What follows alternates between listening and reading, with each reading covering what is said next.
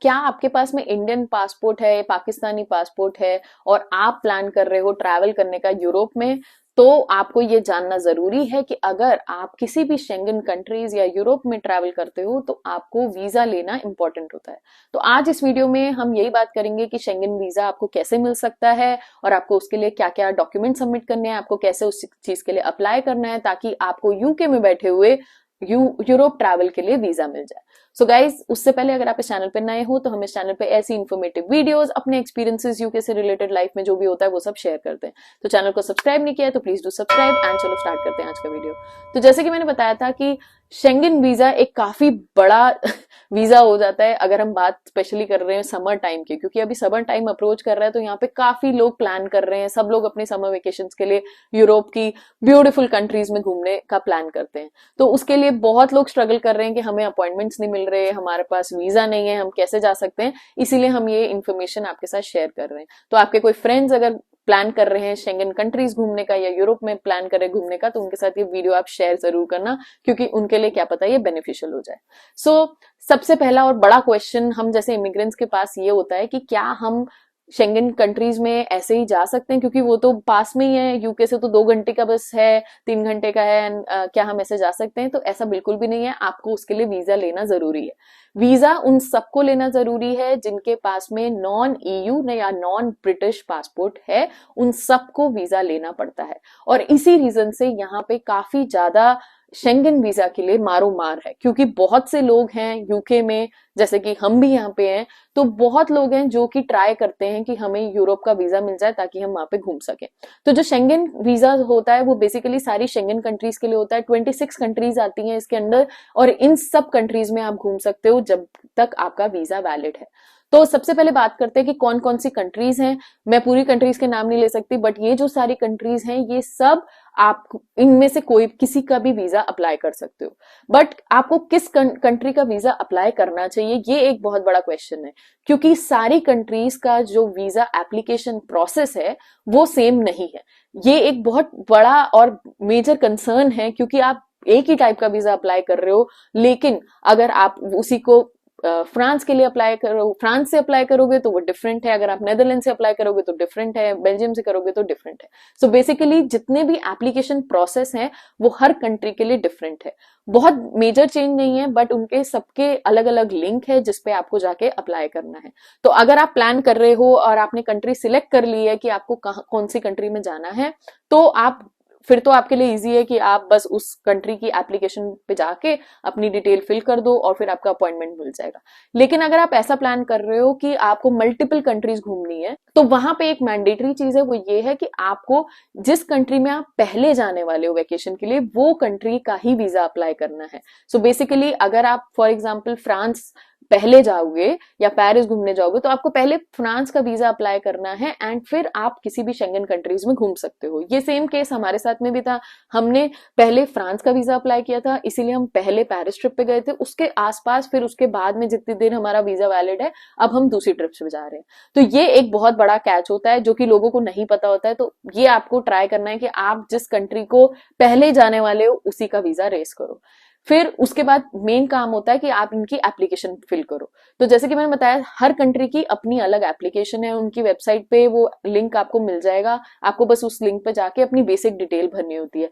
तो एप्लीकेशन के लिए जब आप फिल करते हो तो उसमें कोई बहुत ज्यादा डिटेल नहीं मांगते, स्टार्टिंग में सिर्फ आपसे आपकी basic detail, passport number and all that basic details आपको अपनी भरनी होती है। वो आप जब भर लेते हो उसके बाद में आपको अपॉइंटमेंट मिलता है। तो अपॉइंटमेंट मिलने के बाद में आपको वहां पे जो है सारे डॉक्यूमेंट्स लेके जाने पड़ते हैं। अभी मैं डिटेल में बात करूंगी कि क्या क्या डॉक्यूमेंट्स चाहिए होते हैं, बट एक और कैच है कि सारी कंट्रीज क्या ऑनलाइन प्रोसेस नहीं है। Like for example Paris, Belgium, Netherlands and all that, in countries का है, बट कुछ कुछ कंट्रीज हैं जैसे कि लग्जमबर्ग या और छोटी कंट्रीज हैं जिनमें अभी ऑनलाइन प्रोसेस नहीं आया है। तो उसके लिए आपको ऑफलाइन प्रोसेस है, उनके एम्बेसी में जाके आपको फॉर्म लेके एंड मैनुअल फिलिंग करनी पड़ती है। तो मोस्टली इसलिए जो ऑनलाइन प्रोसेस हैं जो कि थोड़े इजीली एक्सेसिबल हैं, लोग उन कंट्रीज को ज्यादा टारगेट करते हैं। बट अगर आपका गोल है कोई छोटी कंट्री घूमने जाने का, तो आप आप वो शेंगन लिस्ट ऑफ कंट्रीज में जरूर चेक करो, क्या पता वो छोटी सी कंट्री के लिए आप मैनुअल अप्लाई करो लेकिन आपको वो वीजा जल्दी से मिल जाए और इजीली मिल जाए। यहाँ पे एक और चीज है ध्यान रखने वाली कि हर कंट्री जो वीजा आपको इशू करती है वो सेम ड्यूरेशन का नहीं करती है। कुछ कंट्रीज आपको 1 मंथ का ही देती हैं, अभी बीच में तो बहुत शॉर्ट पीरियड का देने लगे थे, 15 दिन या जितने के आप आइटिनरी अपनी सबमिट करते हो, और कुछ कंट्रीज हैं जो 1-1 साल का भी दे देती है। अगेन ऐसी कोई डिफाइंड लिस्ट नहीं है कि ये वाली कंट्री 1 साल का देगी, ये वाली कंट्री 6 महीने का देगी, ऐसा कुछ भी नहीं है। हर कंट्री हर केस बेसिस पे वो अलग होता है। तो जो आपका वीजा इशू कर रहा है बेसिकली ये सब उनके हाथ में है कि वो आपको कितने टाइम का वीजा देंगे। बट आप कवर लेटर में मेंशन कर सकते हो कि मेरा आगे भी घूमने का प्लान है, तो मैं आप मुझे थोड़ा सा लंबा वीजा दे दो एंड ऑल दैट। तो अब हम बात करें अगर डॉक्यूमेंटेशन की, तो डॉक्यूमेंटेशन जब आप अपॉइंटमेंट पे जाते हो उससे पहले आपके पास ऑप्शन होता है कि आप ऑनलाइन भी अपलोड कर सकते हो और आपको अपने साथ प्रिंट भी लेके जाने होते हैं।